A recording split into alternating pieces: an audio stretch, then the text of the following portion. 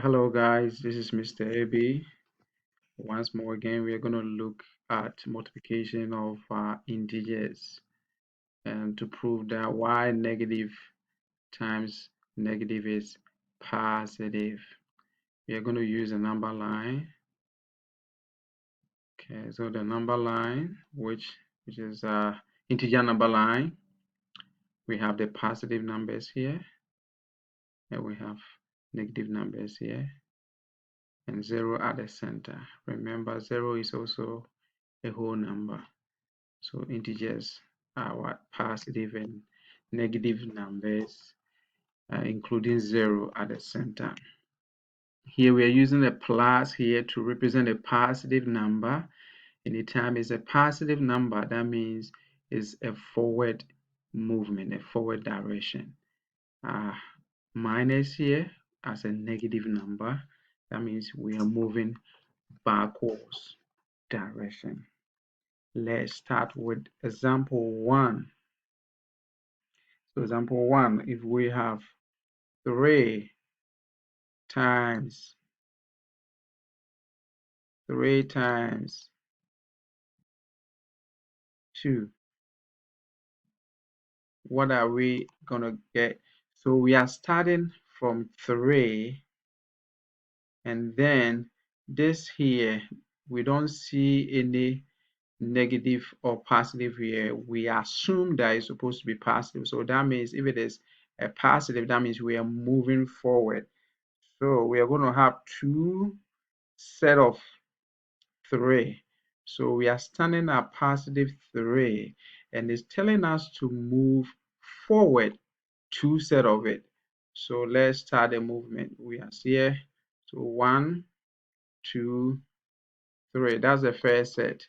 Then another set, 1, 2, 3. Okay, we are not going to take this number. We are going to count the movements. So we are going to count the turns. So we have 1, 2, 3, 4, 5, 6, which is a positive 6. So the positive 6, that means we're moving in forward direction. Here we can write 6 without putting a positive. Everybody knows that. Where there is nothing, we assume, and everybody knows it's positive. So anytime you multiply a positive number by a positive number, the result is positive. All right, next example, negative 1 times 5. That means 5 set of negative 1. So our starting point, we start at negative 1, which is here, and we're going to have 5 set of it in the forward movement. So as you're here and you're moving forward in a negative, you're going on this direction.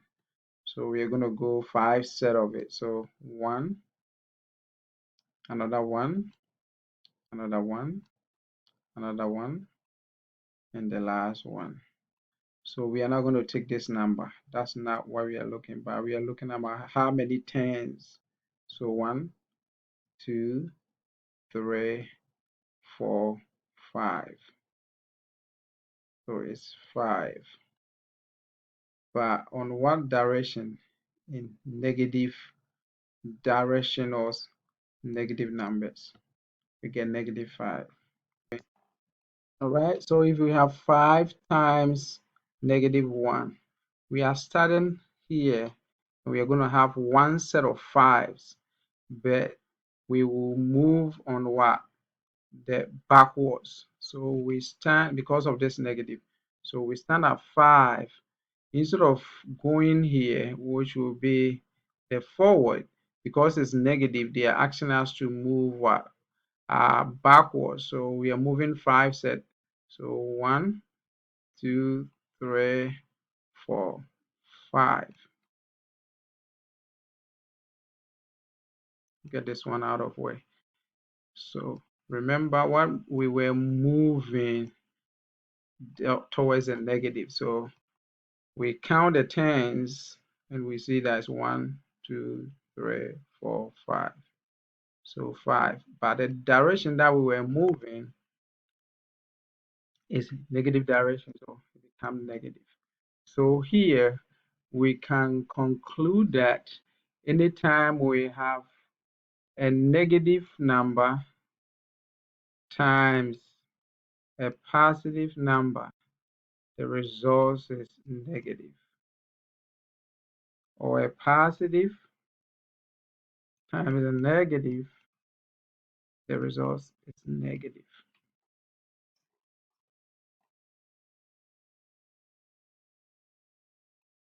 All right, now let's look at